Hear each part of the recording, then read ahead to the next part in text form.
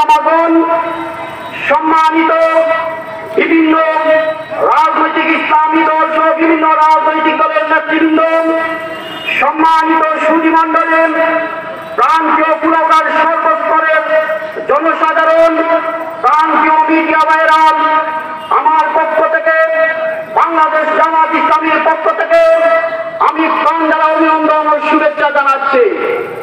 আমি আমার বক্তব্যের শুরুতে আজকের এই বিশাল গণসমাবেশে আমাকে সংক্ষিপ্ত কথা রাখার জন্য সুযোগ দেওয়ার জন্য ইসলামী আন্দোলন বাংলাদেশের কর্তৃপক্ষকে মোবারকবাদ ও ধন্যবাদ জানাচ্ছি। আমরা প্রধান অতিথি এবং বিশেষ অতিথির কাছ থেকে গুরুত্বপূর্ণ কথা শুনব ইনশাআল্লাহ। আমি আমার সংক্ষিপ্ত বক্তব্যে আমি আজকের এই গণসমাবেশে আজকে যে কর্মসূচি নিয়ে